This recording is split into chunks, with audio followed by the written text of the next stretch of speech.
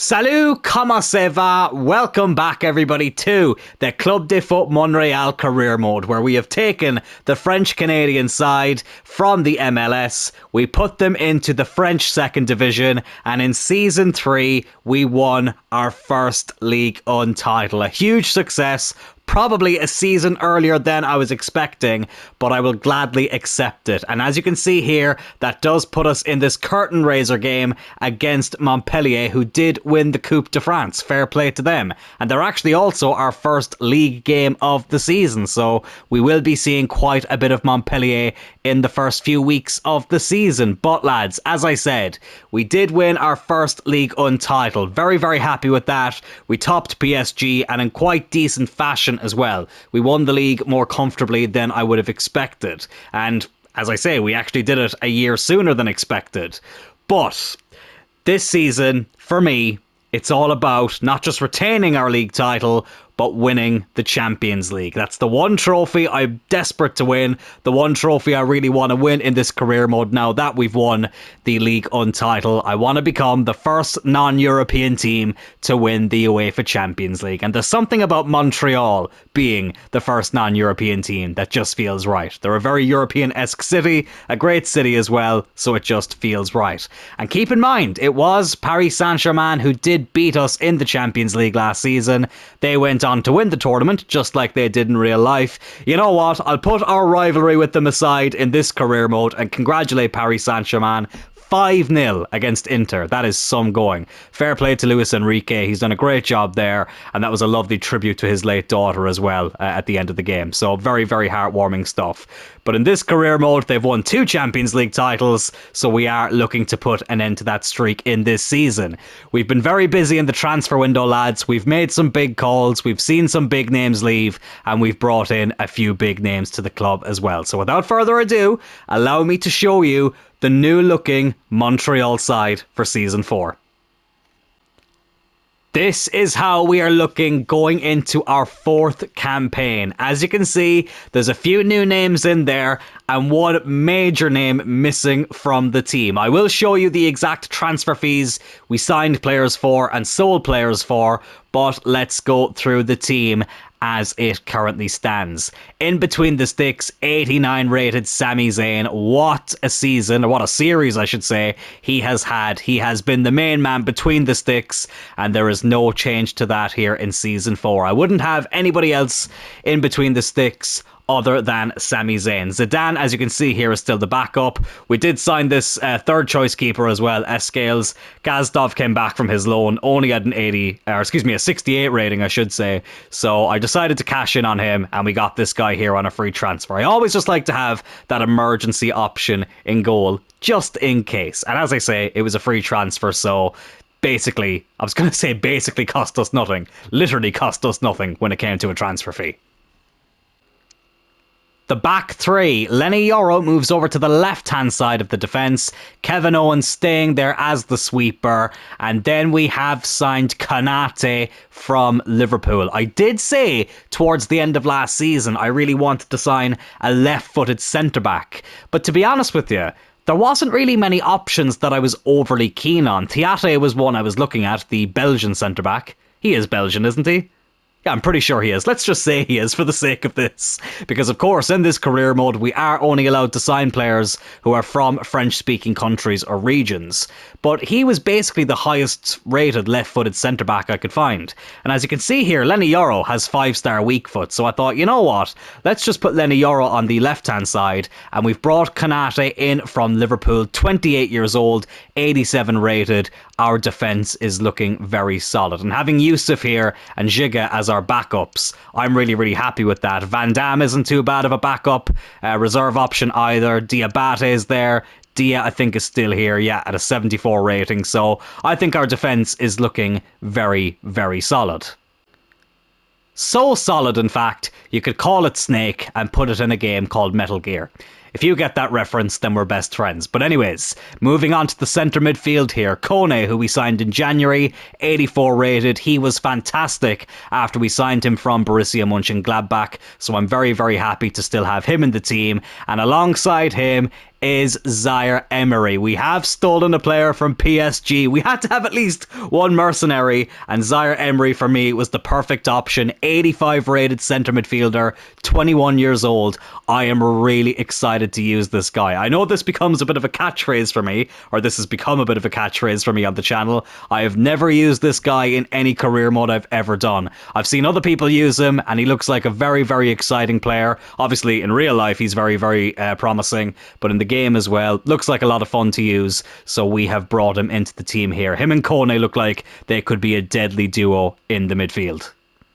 When it comes to the players out wide, Chatelan, our young 19-year-old 80-rated prospect who came up from the youth academy, he is still out on that right-hand side. 94 pace there. We're still trying to improve some of the stats like his shooting and some of the stats as well like passing, but I really do like this guy. Really enjoyed using him last season. The numbers in terms of goals and assists weren't crazy, but look, he's only 19. He's got a bright future ahead of him.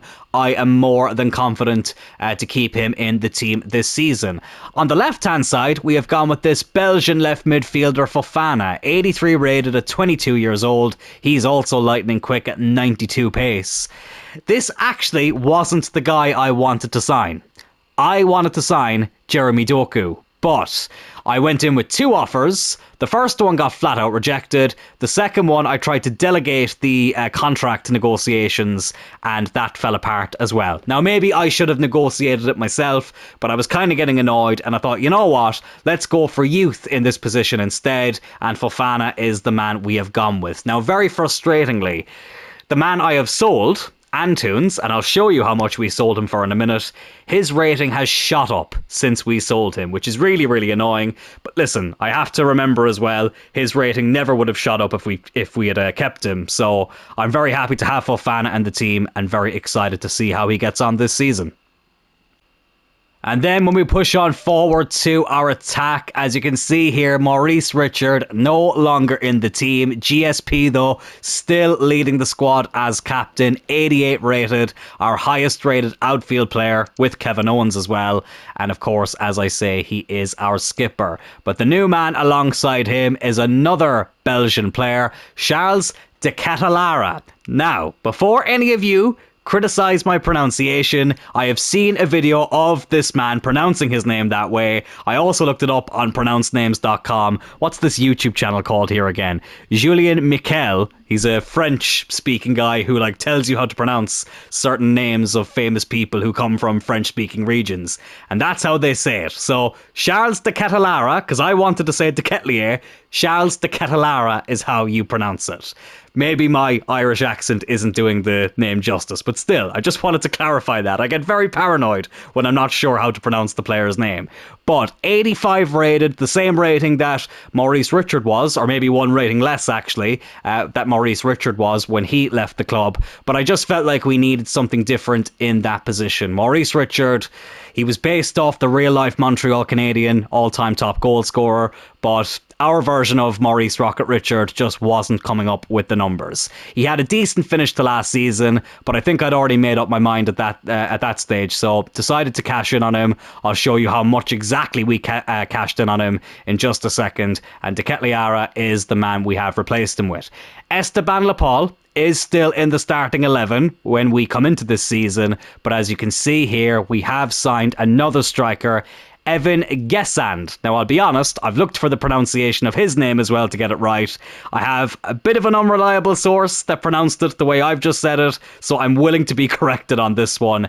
But yeah, he is one rating higher than Esteban Lepal, but because Lepal has been so clinical for us, I am going to keep him in the starting 11 for now. I just think we needed another option away from Tolson, who was decent in the Cups, but just wasn't doing it in any other competition. And I just felt like if Esteban Lepal wasn't having a great game, we needed a better striker to rotate around with. So an 83 rated, Ivory Coast striker, just like Didier Drogba. I'm very, very happy to have him in the team. The bench, as you can see here, hasn't changed too much. Zidane's still the backup goalkeeper. Yusuf and Giga are the backup centre-backs. Yusuf would have started for us last season, but now he's a backup. But listen, an 82 rated backup centre-back, that ain't too bad. Same with Siddiqui, he is now on the bench as well, but don't worry, he will play quite a bit too. Davis is still the backup winger there. Mercier is a cam. We have signed this guy here as well, Le Martial. Again, I've looked up pronunciations, willing to be corrected on that. But yeah, we've signed him as well as another backup attacking midfielder. Just felt like we needed somebody alongside Mercier as well when we're rotating the team. So he looked like a decent option as well. And Summers, of course, is still the backup left midfielder. So before we get into that game against Montpellier, allow me to show you the exact transfer fees that we signed players for and that we sold players for. Starting with the biggest one right here, Maurice Rocket Richard has left Montreal, Quebec to go to North London. $292.5 million to join Arsenal. He's already gone up a few overall since leaving. I can't remember if he was 85 or 86 rated when he left, but he's gone up to an 87 since leaving us. Listen, I wish him the best of luck. Arsenal were actually the first team to come in for him, and I was very, very happy with what they offered. I think they said the most we could have got for him was about 302 million, so 292.5 isn't too bad, and we were able to spend it well in the transfer window, so I think it was best for both parties. But best of luck to Maurice Richard. Let's just hope we don't come up against him in the Champions League. Zaire Emery was signed for 91.5 million from our title rivals PSG, just under his market value, so quite happy with that. I think the value has actually gone up since we signed him, but he has the potential to be special tagged there as well. I'm super excited to use him in the team this season. Konate we were able to sign for 80.5 million, I should say, so just a little bit beneath his market value. What this guy is going to bring to the team is experience. It's great to sign young players who are decently rated with high potential, but I like to have a balance of young players and experienced players who've won the big trophies, been in big matches, and Konate ticks that box and then some. 92 strength there. That is going to come in handy, I can tell you that right now. But very, very happy to have him alongside Kevin Owens and Lenny Yoro, and I do think this man could be pivotal in our title charge and our charge for a Champions League title as well. The man who's come in to replace Maurice Rocket Richard, Charles de Catalara, he cost us 75 million, a little bit above his transfer value, or his market value I should say, but still not a bad bit of business. Atalanta were willing to let him go for that price tag. I'm just really excited to have somebody different in that position. He's going to be like Mercier, except a bit higher rated, and Mercier does really well anytime we bring him off the bench, so really excited to see what a better version of him is going to look like, especially alongside somebody like GSP. Evan Guessand, I will learn how to say it properly soon. I have looked up pronunciations, as I say. I'm just going to call him Guessand for now. You know what? Let's just call him Evan. Let's just call him Evan for now. 45 million from Real Sociedad. I was looking at a few other strikers who cost considerably more and who were a few ratings higher, but I didn't want to get somebody miles better than Esteban Lepal, because I don't want Lepal to be completely dropped. He's been too good for us to just completely forget about him, so it's nice to have somebody around the same rating that we can rotate with whenever we need to do so. But 45 million from Real Sociedad, I was very, very happy with that. Initially, I was quite happy with this bit of business until I saw what's happened after we sold him. So Alexis Antunes, who was a decent player for us, but I just felt like we needed somebody a little bit better, we sold him for $44 million to Roma. On paper, at the time, that was a really good deal. He was 79 rated, wasn't really contributing much in terms of the stats, and I thought Roma was a club that suited him down to the ground. He has shot up in his rating since we sold him, from a 79 to an 84, and now he's worth 52.5 million. That is absolutely typical. But listen, he wouldn't have reached that rating if we had kept him. That just happens sometimes when you sell a player. They just shoot up in value and overall. Best of luck to Antunes, and who knows, maybe we might try and bring him back and see with this, new kind of found form that he seems to have after signing for Roma. We'll see if he does any better. But for now, he is going to be playing in Serie A for Roma. Best of luck to him out in Italy. Malik Fofana was signed from Olympique Lyon for 42.5 million, underneath his value as well, 83 rated, 22 years old. Despite the fact that it's annoying that Antunes had to shoot up in his rating, I am very happy with the replacement we've signed for him. Le Marechal was signed from Strasbourg for 28.5 million. It's pretty expensive for a backup player, but listen, he does look like he has a decent upside to him, and I feel like I owed Strasbourg a bit of a thank you for helping us win the league last season, so we've given them a decent chunk of change in exchange for one of their more decent players. So hopefully they go spend that well and they can have a good season, because as I say, after helping us for winning the league last season, I'm wishing them well for this new campaign. I'll fly through some of these ones because a lot of these were kind of fringe players. But Russell Mathis, he was out on loan. Listen, lads, we have so many good, promising young right midfielders. I did have to cash in on some of them. Birmingham came in with the $7.8 million offer. I was very happy to accept that. Tosin has gone to RC Lens, also for $7.8 million. Again, I just felt like we needed somebody a bit better to rotate around with Esteban Lepal. But Tosin, he was fine when we had him. He did his job, but now he's moved on. Best of luck to him at his new club. Morandi has joined a club that's younger than me, FC Midtjylland, 3.9 million. Very rarely played him. This is when I was trying to sign Theo Corbianu and we weren't quite able to get him. We got Morandi instead. Didn't quite work out, but listen, we got nearly $4 million for him, so can't complain too much. Basile Dupuis here, he was a striker we loaned out for a couple of seasons, didn't really grow an awful lot on his loan spells, so decided to cash out on him as well, 3.7 million I should say, for him to go to FC Utrecht. Same here for David Walter. He looks like a decent young player. I just don't think we're going to be doing this career mode long enough for me to warrant keeping him, so he has gone to Sparta Rotterdam for just under 3.5 million. I was a little bit sad about this one, Emil Gazdov. I thought he might have got some decent growth when we loaned him out. He has been here since day one, but 68 rated, 23 years old, a third choice goalkeeper. I thought it made more than enough sense to cash in on him, 2.5 million, and I'm not even sure what club that is, but whatever club that is and wherever they play, best of luck Gazdov with your new team. Enzo Carpentier, he was somebody who I really thought was going to go on to be a world beater, but his growth just seemed to stall after we promoted him to the first team. Now, to be fair, I probably wasn't playing him as much towards the end, but that's just because I thought some of our other midfielders, like Saliba, who we were bringing off the bench, they were just doing a far better job. So, unfortunately, it didn't quite work out for him in Montreal, but he's gotten himself a move to England to play for Sheffield United.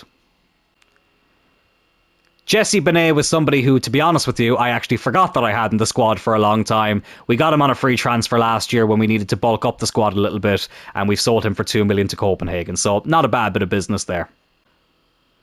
Patrice Conan, he was somebody, again, who I thought would have quite a decent upside to him. We loaned him out for a bit, didn't really grow an awful lot, and again, I don't think I'm going to be doing this career mode long enough to warrant keeping him, so we decided to cash in 1.8 million for him.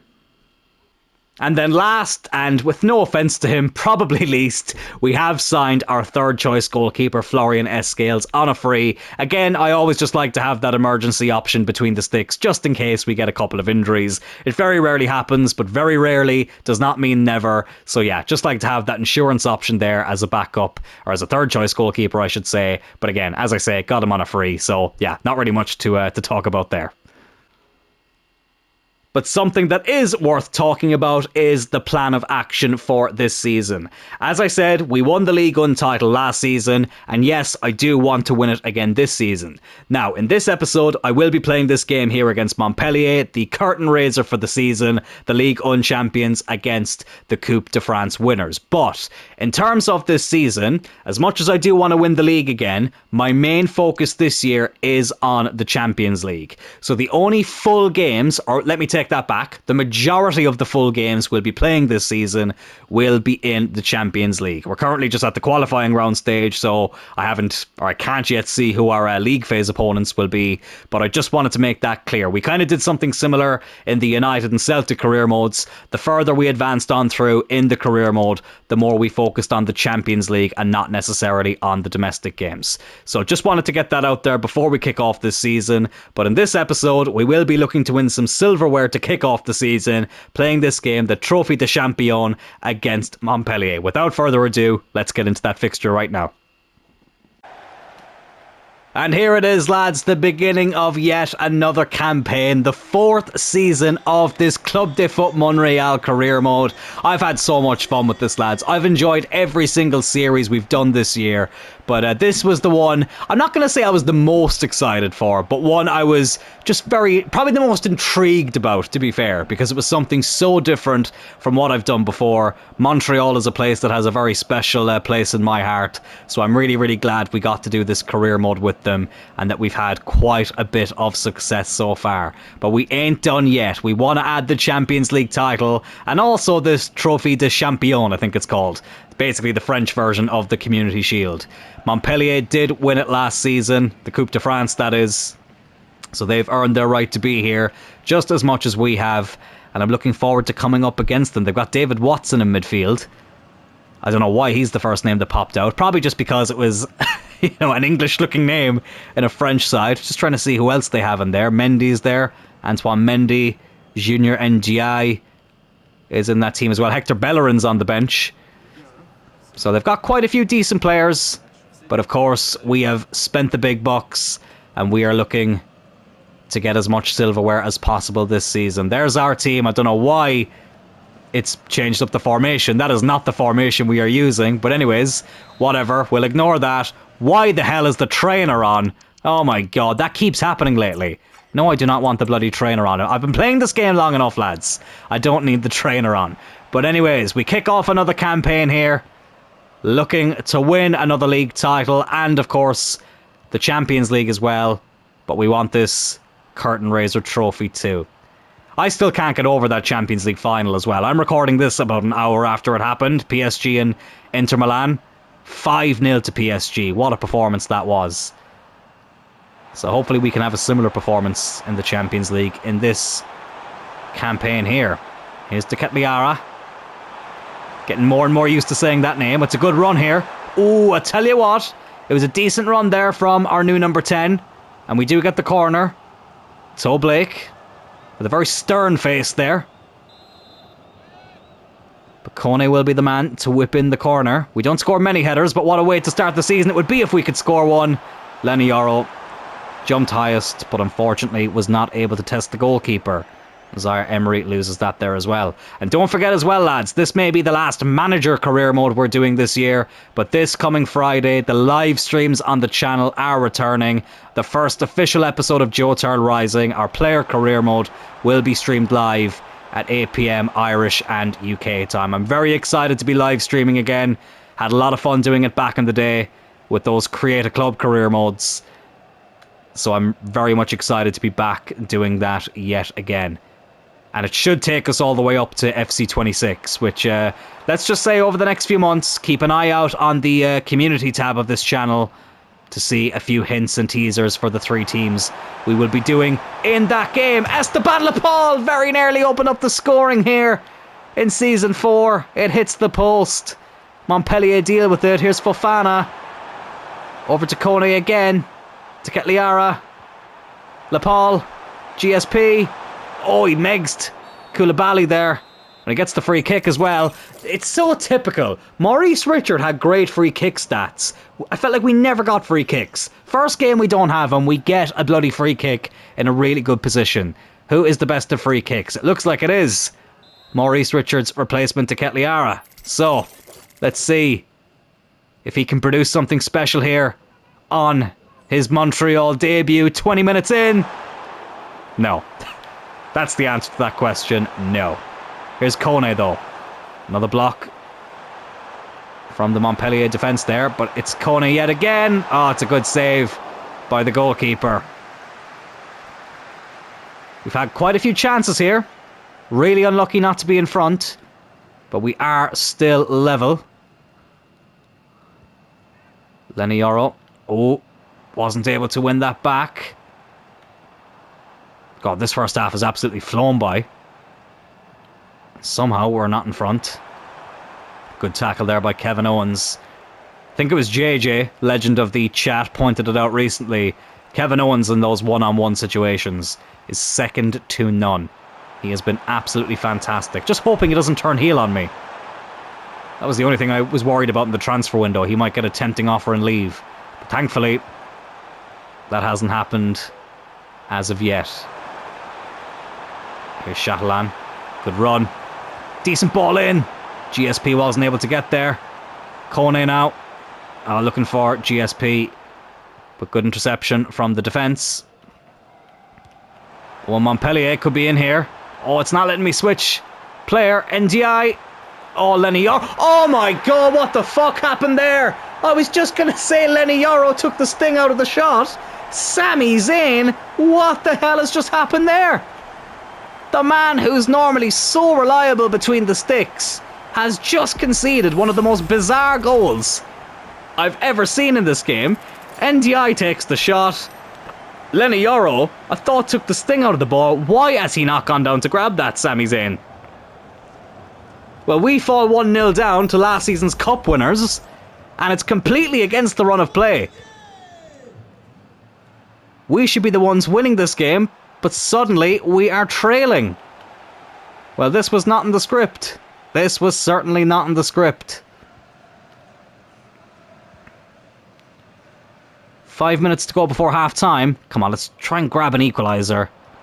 Oh, you have to be joking me. You have got to be joking me. What a save by Sami Zayn. That's more like it. Listen, he's just getting rid of some of that pre-season rust. At least that's what I'm just going to say to save face a little bit. But here's George St. Pierre. What a season he had last year. The title-winning captain. And he gets the equaliser. We weren't behind for long. It's no more than what we deserve. We should have been winning this game. Somehow we fell behind. But GSP, the captain, the leader, the legend, with a very impressive finish there, just seemed to pass it into the corner of the net, into the side of the net, I should say. And Montreal are back on level terms. Get in there. Well, we've seen some crazy Community Shield games over the years in England. Not too sure how these games normally go in France, but this one has been a little bit bizarre so far. But we have been the better team. That's a really good tackle there by Kevin Owens. But I think that will be the halftime whistle. Yes, it is. 1-1 here between last season's Ligue 1 winners and Coupe de France winners. But we have been the better team. Conceded a bit of a bizarre goal, but GSP did get a decent equaliser. Let's see if we can carry the momentum into the second half and pick up our first piece of silverware of the season. Montpellier will kick things off. I haven't made any changes just yet, but I will make them as time goes on. I will bring on our new striker though, Guessand. I do want to give him a go, but I didn't want to take Esteban Lepal off just yet. Oh my god. Oh, Sami Zayn makes a really good save there. Montpellier just running through us like we're not even there. Here's GSP now. Can Lepal make the run? Oh, it's a really good ball. Can he hit it first time? Yes, he can! Oh my god, what a goal! Oh, I was not expecting that to go in. Lepal on his so-called weaker foot. He hit the post in the first half, but now he has struck the back of the net like he always seems to do. Great ball over the top and a magnificent finish as well. Let's have a look at this. I thought the keeper was going to get there. Esteban Lepal with a beautiful strike. Keeper, I probably should have done a little bit better if I'm going to be completely honest about it. Maybe not as bad as the goal we conceded at the same end, but still, feel like probably should have saved that. But listen, why am I complaining? We're winning now. The scoreline is now reflecting the performance. And the Ligue 1 winners are currently beating the Coupe de France winners of last season. Lepal's in again. Can he get a second goal with his left foot? No, he can't. Just dragged wide. Unlucky. But it's good to see that he seems to be in the mood. But, you know, if he hadn't scored that goal and it was still 1-1 and then he'd missed that chance just there, at least I know now I have another high-rated striker I can rotate with. And there was times where I considered maybe putting Richard up front, but Richard's finishing was very, very inconsistent, so I don't think it actually would have been much better, to be honest. And we ended up getting a good chunk of change for him, so I cannot complain too much. Kevin Owens doing really well there defensively again. He's lost it though in a bad position. Sami Zayn will make the save though. Will Lenny Yoro gather that up? Yes, he will. Brilliant there by Lenny Yoro. Feel like he should be a lot higher than 83 rated at this stage. He plays a lot better than it, I will say that. Oh, Paul has done really well there. George St. Pierre. What can the captain do? Oh, he tried to round the keeper. Esteban Paul, I should say. His shot is blocked. We still have it though. To Ketliari here. Can he score in his debut? Not a bad strike at all. Not a bad strike. It goes out for a corner. Right, I will make some changes here. I am going to bring on Gessen, however you say it. Lenny Yoro's looking a little bit knackered. We'll bring on Yusuf just to keep things fresh. And I think that's all we'll do for now. As we approach the final 20 minutes here, good to freshen things up. See how some of these new players get on. And let's see if we can add to our lead here and make things a little bit more comfortable. Take the corner short. Chatelain whips it in. Guessan! Oh! His first touch in a Montreal shirt. Very nearly ended up with a goal. It's very rare we score headers, but that wasn't a bad attempt. Toe Blake knows it as well. Good to see Esteban Paul shouting on his new teammate there, despite the fact they are fighting for the same position. But we're a team, lads. We don't need any infighting. If Sami Zayn and Kevin Owens can get along for this long, then so can ye. Oh, De Ketelaere with another attempt at a ball in there. But it was dealt with well by the defence. Easy for me to say. Watson now. Oh, if they equalise, I'm going to be absolutely raging, because we should be winning this game pretty comfortably. That was a good tackle there. I thought for a second the ref was going to give a foul. I wanted a lot more power behind that pass. Zaire Emery has done really well to deal with that though. Here's GSP. Oh, could it be a debut goal here for Evan Guessan? No, it's not. Oh, no. Oh, he's missed two big chances after coming off the bench here. I thought it was a sure goal there. Oh, just puts it wide of the post. What a big chance that was to completely seal it. But unfortunately, it wasn't meant to be. Let's make a couple of more changes. Let's bring on Summers for Fofana. Let's bring on Le Marchal for De Ketelaere.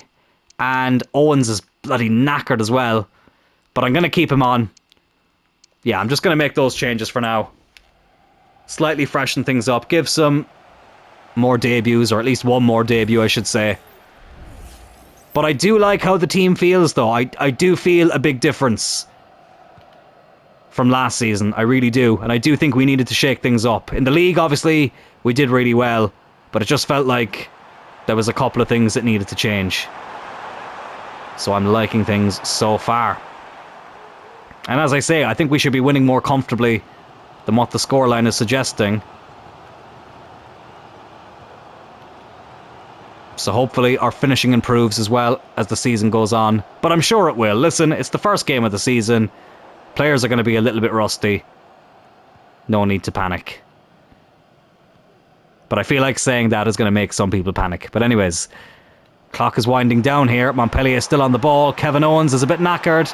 Can he keep up with his man? He can. Took the sting out of the shot. And Sami Zayn grabs it. Let's just run down the clock here. We are not in a rush. We are not in a rush. A minute to go. GSP. Here's Guessant. The captain now again running in. Can he get the clinching goal? Oh, he nearly did. It goes out for a corner. Right, I'm going to make a time-wasting sub. We'll take off Kevin Owens. We'll bring on Giga. Where is he? There he is. Thought for a second I forgot to put him on the bench. This is just to run down the clock a little bit more. They're making a change as well. NDI comes off for Stokovic. But I don't think they're going to have time to go up the other end, Montpellier. I really don't. Especially now with our sub. I love this. Just run down the clock. Take your time, KO. Take your time, lad. There's no rush. Great performance from him as well, which is good to see. And Giga now comes on for the final 10 seconds or so. We'll whip this one in. Why not? Oh, it nearly went in again. Gessan, he's had so many chances. Unable to put the ball in the back of the net, but thankfully it doesn't matter. We do win the Trophée des Champions here. A great way to kick off the season with a bit of silverware. We won't get too carried away. Listen, it is a curtain raiser. As I said, it's the French equivalent of the Community Shield. It's good to see the players being quite calm about it as well. But we'll still go up and collect the medals as we lift the trophy. Great to get some sharpness into the team as well. It's actually quite a nice looking trophy as well. I always say that about the Community Shield as well. I quite like the trophy itself, or the shield itself, whatever the hell you want to call it. But George St. Pierre is going to be the man to lift it. He's getting used to lifting trophies in this series.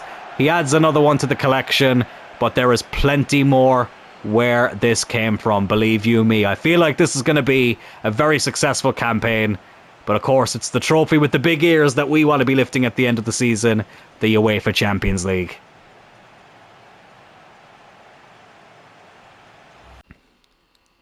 Always great to kick off a campaign with a W, and even better when you get a little bit of silverware with it as well. Lads, that will do it for this episode of the Montreal Career Mode. Just a couple of things I want to say before wrapping it up though. Of course, this week I am slightly tweaking the schedule, and this will be the same going forward. The next episode will be on Wednesday as normal, but the episode after that will no longer be on Friday. It will be on Thursday. The schedule now for this career mode will now be Monday, Wednesday, Thursday. Reason being, every Friday from now going forward until the end of FC25, I will be live streaming our new player career mode series, Joe Turl Rising. If you are interested in joining us live on the channel for that stream and all those streams going forward, 8 p.m. UK and Irish time, every Friday. Very excited for it. The next episode of this, as I say, will be on Wednesday. We'll be kicking off our Champions League campaign at that episode. If you enjoyed this episode, however, please do hit that like button, consider subscribing to the channel, and I will talk to you all on Wednesday. Take care.